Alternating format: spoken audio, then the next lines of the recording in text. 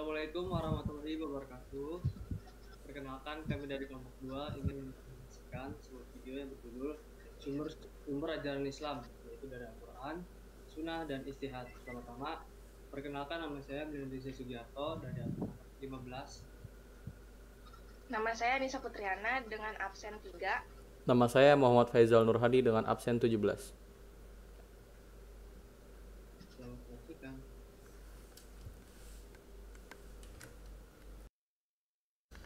Assalamualaikum warahmatullahi wabarakatuh. Kami dari kelompok 2 akan menjelaskan tentang sumber-sumber ajaran Islam, yaitu adalah Al-Quran, Sunnah, dan Ijtihad. Dalam presentasi kali ini akan terbagi menjadi 3 pokok pembahasan utama. Yang pertama adalah Al-Quran yang akan dijelaskan oleh Anissa. Yang kedua adalah Sunnah yang akan dijelaskan oleh saya sendiri, yaitu Faizal. Dan yang ketiga adalah Ijtihad yang akan dijelaskan oleh Milenia Riza. Al-Quran sebagai sumber ajaran Islam. Pengertian dari Al-Quran secara harfiah berarti bacaan sempurna. Menurut Quraisy Shihab, merupakan suatu nama pilihan Allah Subhanahu wa Ta'ala yang sungguh tepat, karena tidak satu bacaan pun sejak manusia mengenal tulis baca 5.000 tahun yang dapat menandingi Al-Quran. Bacaan sempurna lagi mulia itu. Al-Quran merupakan bacaan yang paling banyak dibaca oleh manusia hingga ratusan juta orang. Kitab suci Al-Quran diturunkan secara berangsur-angsur kepada Nabi Muhammad SAW, lebih kurang selama 23 tahun, terbagi dalam surat-surat yang semuanya berjumlah 114 dengan panjang yang sangat beragam. Surat-surat Makkiyah adalah yang paling awal dan termasuk surat-surat pendek. Baru pada surat-surat Madaniyah, makin lama surat tersebut semakin panjang. Tujuan Al-Quran diturunkan adalah untuk menegakkan tata masyarakat yang adil berdasarkan etika. Tujuan ini sejalan dengan semangat dasar Al-Quran itu sendiri, sebagaimana dikemukakan oleh Fazlur Rahman, yaitu semangat moral yang menekankan monoteisme serta keadilan sosial. Quraisy Shihab mengemukakan tujuan dari Al-Quran diturunkan, yaitu sebagai berikut. Yang pertama, untuk membersihkan akal dan menyucikan jiwa dari bentuk syirik. Yang kedua, untuk mengajarkan kemanusiaan yang adil dan beradab, yaitu bahwa umat manusia merupakan umat yang seharusnya dapat bekerja sama dalam pengabdian kepada Allah Subhanahu wa Ta'ala dan pelaksanaan tugas kehalifaan. Yang ketiga, untuk menciptakan persatuan dan kesatuan, bukan saja antar suku atau bangsa, tetapi kesatuan alam semesta, kesatuan kehidupan, dan akhirat. Yang keempat, untuk mengajak manusia berpikir dan bekerja sama dalam bidang kehidupan bermasyarakat dan bernegara melalui musyawarah dan mufakat yang dipimpin oleh hikmat kebijaksanaan. Yang kelima, untuk membasmi kemiskinan material dan spiritual, kebodohan, penyakit, dan penderitaan hidup. Yang keenam, untuk memadukan kebenaran dan keadilan dengan rahmat dan kasih sayang. Yang ketujuh, untuk memberi jalan tengah antara falsafah monopoli kapitalisme dengan falsafah kolektif komunisme. Dan yang terakhir, untuk menekankan peranan ilmu dan teknologi guna menciptakan suatu peradaban yang sejalan dengan jati diri manusia. Perlu diketahui bahwa ayat pertama yang diturunkan adalah surat Al-Alaq ayat 1-5. Ayat ini diikuti oleh ayat-ayat selanjutnya yang menekankan kepada pentingnya tauhid dan suruhan dakwah kepada Nabi agar menyampaikan wahyu Allah Subhanahu wa Ta'ala kepada umatnya. Sementara ayat terakhir adalah surat Al-Maidah ayat ketiga yang mengandung arti bahwa Allah telah menyempurnakan agamanya. Al-Quran memperkenalkan dirinya dengan berbagai ciri dan sifat. Salah satu di antaranya adalah bahwa Al-Quran merupakan kitab yang otentisitasnya dijamin dan dipelihara oleh Allah Subhanahu wa Ta'ala. Al-Quran sebagai kitab suci umat Islam mempunyai satu sendi utama yang esensial, yaitu berfungsi sebagai pemberi petunjuk kepada jalan yang sebaik-baiknya. Mengenai isi kandungan Al-Quran, pada garis besarnya memuat antara lain akidah, syariah atau ibadah dan muamalah, akhlak, kisah-kisah masa lampau, berita-berita yang akan datang, dan pengetahuan-pengetahuan ilahi penting lainnya.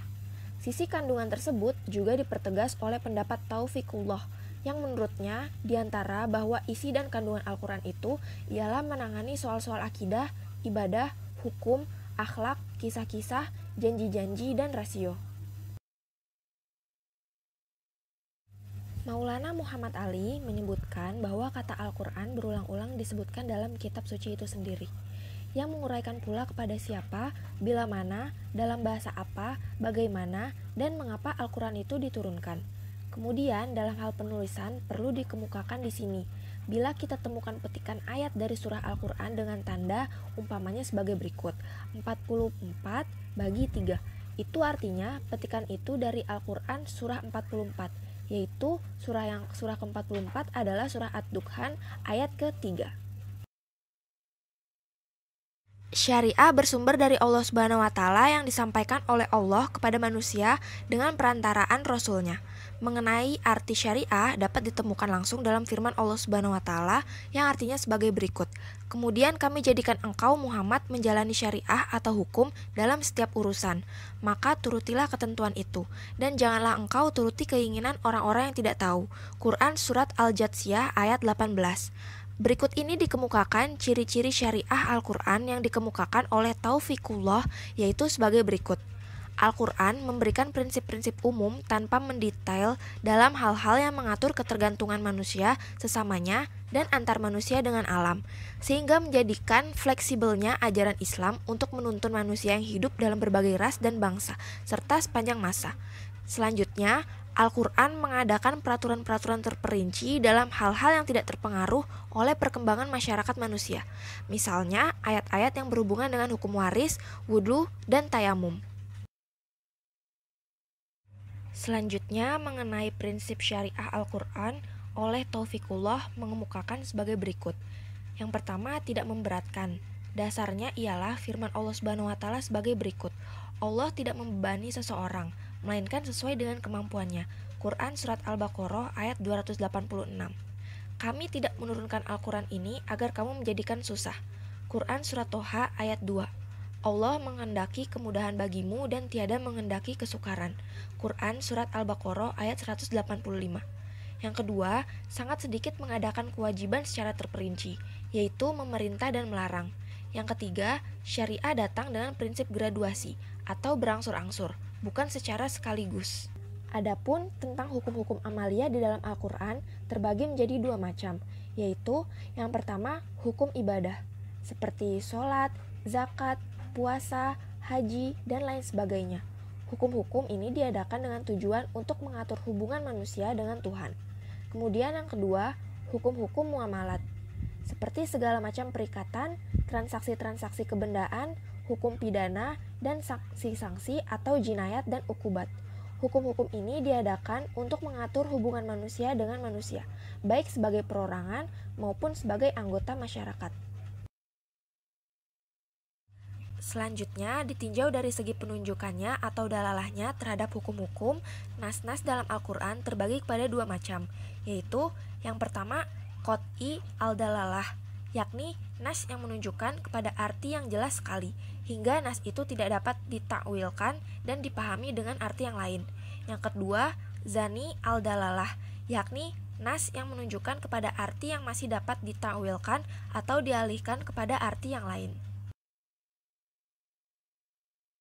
Selanjutnya, adapun fungsi Al-Quran yaitu meliputi hal-hal sebagai berikut. Yang pertama, petunjuk umat manusia. Yang kedua, keterangan-keterangan seperti dalam Quran Surat An-Nisa ayat 185. Selanjutnya yang ketiga, pemisah seperti yang tertera pada Quran Surat Yunus ayat 57. Kemudian rahmat dan hidayah bagi alam semesta, mukjizat bagi Nabi Muhammad SAW, pengajaran dari Allah Subhanahu wa Ta'ala, obat penyakit hati, dan yang terakhir adalah penguat dan penutup adanya kitab-kitab suci sebelumnya. Selanjutnya, saya akan menjelaskan pengertian tentang sunnah dan hadis. Untuk pengertian yang pertama adalah pengertian menurut bahasa, yaitu adalah hadis mempunyai arti jadid, lawan kodim yang berarti baru, khorib yang artinya dekat, dan khabar yang artinya warta. Allah Subhanahu wa Ta'ala berfirman, maka hendaklah mereka mendatangkan suatu kabar yang sepertinya jika mereka orang yang benar. Quran Surat At-Tur ayat 34. Dari ayat di atas, tampak bahwa Allah memakai kata hadis dengan arti kabar. Demikian juga dengan Rasulullah yang memakai kata kabar sebagai suatu berita yang datang dari beliau. Selanjutnya adalah pengertian hadis dari ahli hadis, yaitu adalah segala ucapan Nabi, segala perbuatan beliau, dan segala keadaan beliau. Selanjutnya ada pengertian hadis menurut ahli usul, yaitu adalah segala perbuatan dan segala takrir Nabi yang bersangkut paut dengan hukum. Hasbi As-Siddiq 198 ayat 23. Sedangkan menurut terminologi sendiri, ialah sesuatu yang disandarkan kepada Nabi baik berupa perkataan, perbuatan, dan ketetapan atau yang biasa disebut takrir. Selanjutnya adalah pengertian sunnah menurut istilah ahli usul fikih, yaitu adalah segala sesuatu yang dinukilkan dari Nabi Muhammad SAW, baik perkataan maupun perbuatan, ataupun takrir yang mempunyai hubungan dengan hukum. Maka inilah yang diberikan kepada perkataan sunnah dalam sabda Nabi yang berbunyi, sungguh telah saya tinggalkan untukmu dua perkara, tidak sekali-kali kamu sesat selama berpegang kepadanya, yakni kitabullah dan sunnah rasulnya. Hadis riwayat Malik.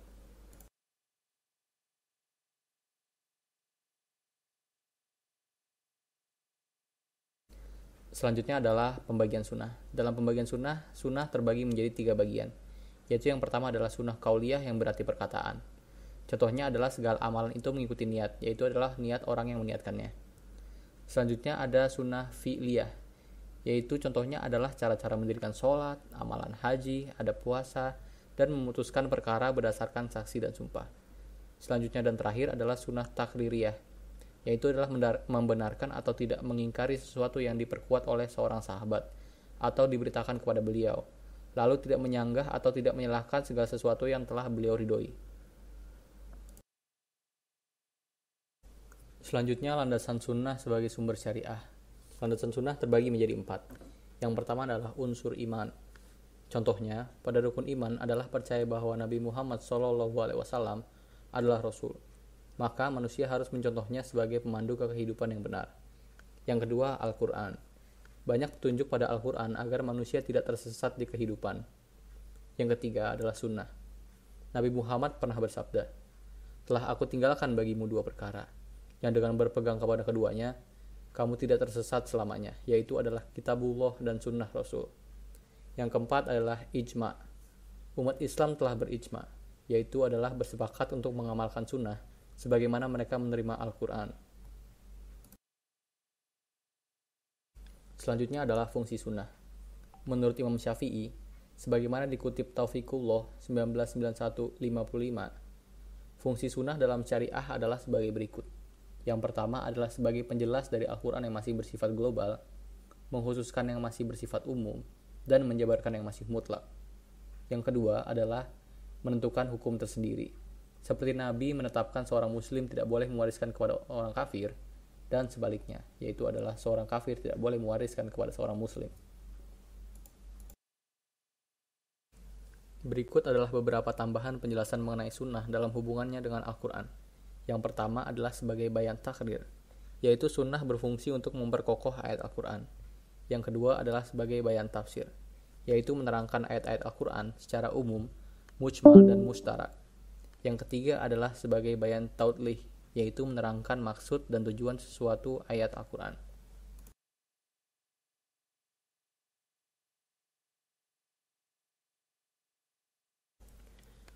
Menurut ulama Atsar, kedudukan sunnah atau hadis Nabi Muhammad SAW memiliki fungsi sunnah sebagai berikut. Yang pertama adalah bayan tafsil, yaitu adalah Al-Quran bersifat mujmal, yang artinya ia dapat difungsikan dan berlaku sepanjang masa dan mendapat perincian oleh hadis. Yang kedua adalah bayan ta'in, yaitu adalah hadis atau sunnah Nabi Muhammad SAW berfungsi untuk memperjelas 2 atau 3 perkara, seperti lafzah mustarak yang terdapat dalam Al-Quran. Yang ketiga adalah bayan taksis, yaitu adalah hadis atau sunnah yang selain menafsirkan Al-Quran, juga berfungsi memberikan penjelasan tentang kekhususan ayat yang bersifat umum. Yang keempat dan terakhir adalah bayan nasak, yaitu adalah hadis atau sunnah yang berfungsi menjelaskan mana ayat yang menasakh atau menghapus dan mana yang dinasakh atau dihapus, yang secara liriyah bertentangan. Fungsi bayan ini sering disebut bayan tabdil. Selanjutnya adalah pedoman penggunaan hadis atau sunnah. Dalam kitab Ujalah Nafi'ah yang dikarang oleh Abdul Aziz, disimpulkan aturan terhadap penggunaan suatu hadis untuk diterima atau tidak bisa dipergunakan sebagai dalil melalui ketentuan larangan penggunaan hadis sebagai berikut. Yang pertama adalah jika hadis itu bertentangan dengan fakta sejarah.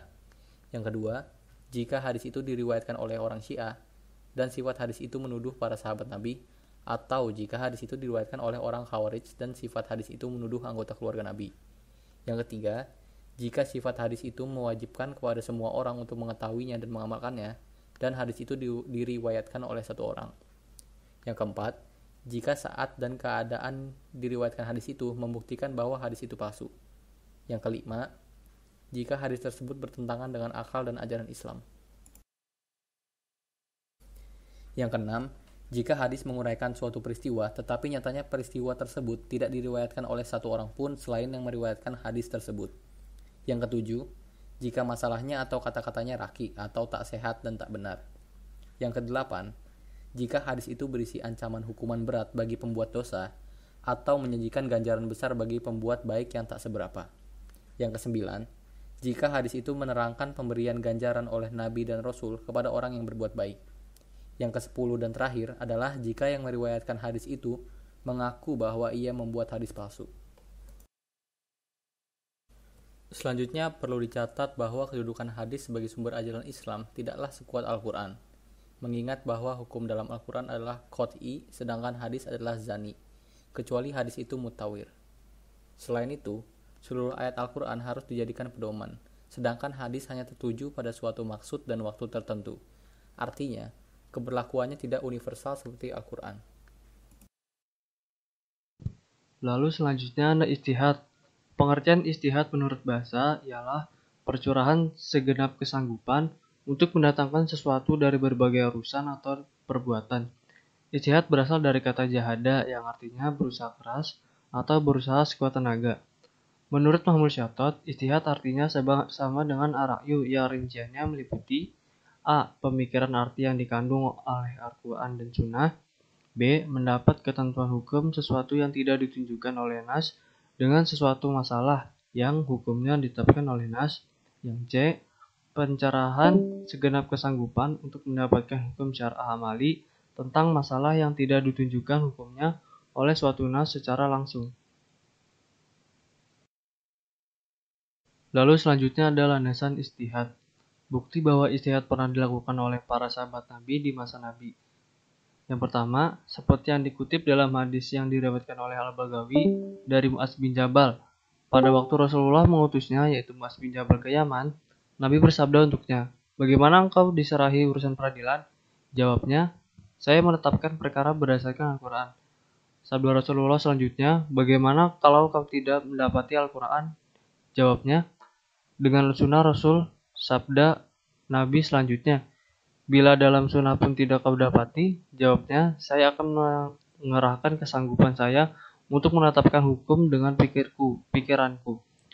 Akhirnya, Nabi menepuk dada dengan mengucap, "Segala puji bagi Allah yang telah memberikan taufik atau kecocokan pada utusan Rasulullah yaitu Mu'adz."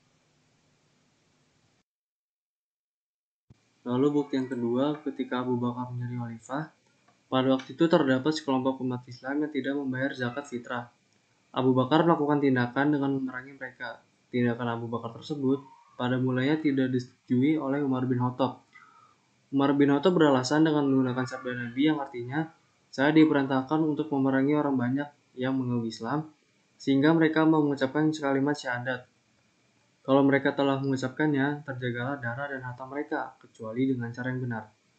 Dalam peristiwa tersebut, Abu Bakar berargumen berdasarkan sabda Nabi ilahi hakika. Dalam kata-kata itu, menunaikan zakat adalah sebagaimana mengerjakan sholat termasuk hak. Pada masa Abu Bakar pula, Umar bin Khattab mengusulkan agar Al-Quran dikumpulkan dalam bentuk mushaf, mengingat telah banyak para sahabat yang muhafaz Al-Quran meninggal dalam peperangan. Pada mulanya Abu Bakar menolak, mengingat hal itu tidak pernah dikerjakan oleh Rasulullah. Dalam hal itu, Umar berpendirian bahwa merupakan suatu kebaikan bagi kepentingan umat Islam dan umat mukminin. Pada masa Umar bin Khattab menjadi khalifah, beliau pernah berijtihad dengan tidak memotong tangan pada suatu kasus pencurian tersebut telah sampai pada ketentuan di mana si pencuri harus dipotong tangan.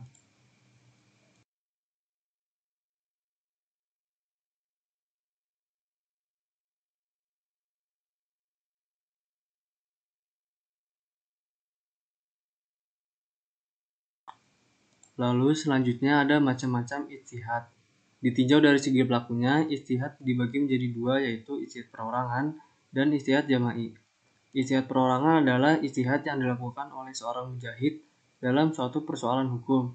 Sementara ijtihad jama'i adalah ijtihad yang dilakukan oleh sekelompok mujahidin dalam menganalisis suatu masalah untuk menentukan suatu ketetapan hukum. Dilihat dari lapangannya, ijtihad dibagi ke dalam 3 macam, yaitu yang pertama, ijtihad yang masalah-masalahnya ada nasnya tapi bersifat zanni. Yang kedua, ijtihad untuk mencapai suatu hukum syar'a dengan penetapan kaidah kuliah yang bisa diterapkan tanpa adanya suatu nas. Lalu yang ketiga ada ijtihad bir ar-ra'yi, yaitu ijtihad dengan berpegangan pada tanda-tanda dan wasilah yang telah ditetapkan secara untuk menunjukkan suatu hukum.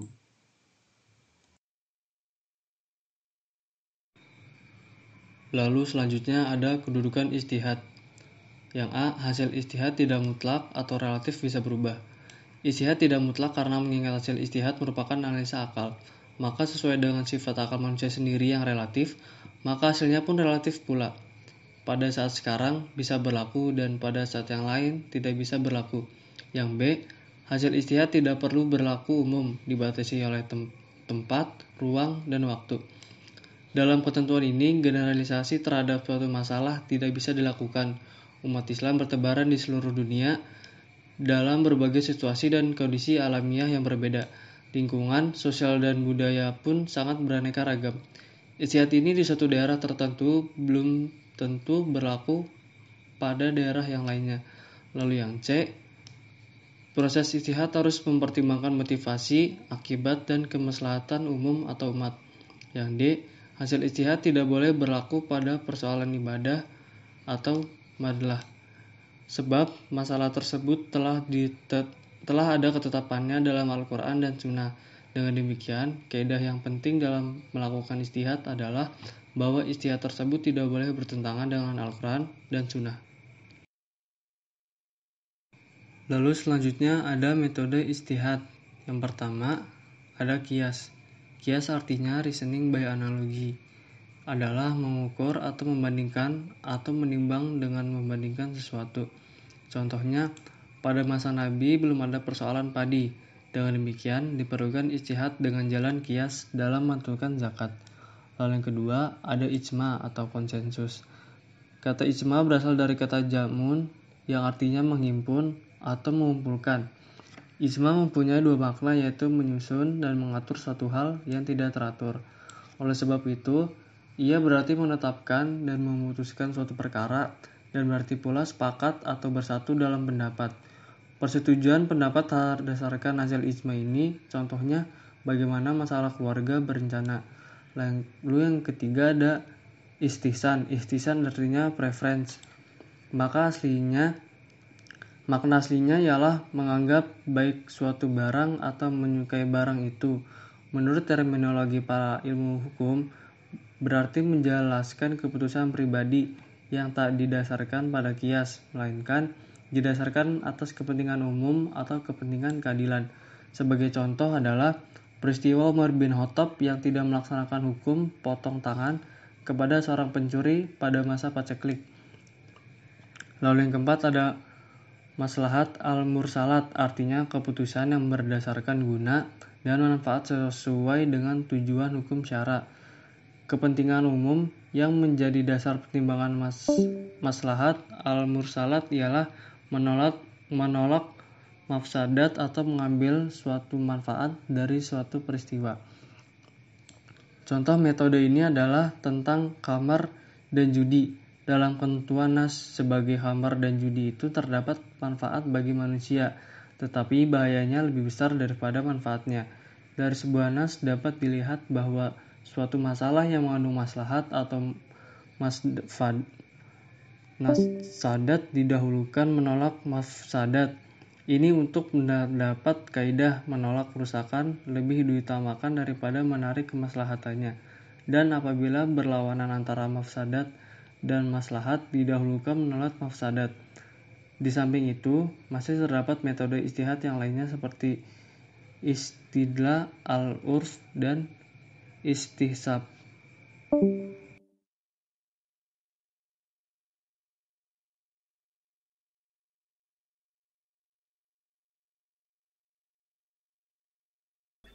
Terima kasih telah menyaksikan video kami. Wassalamualaikum Waalaikumsalam warahmatullahi warahmatullahi wabarakatuh. wabarakatuh.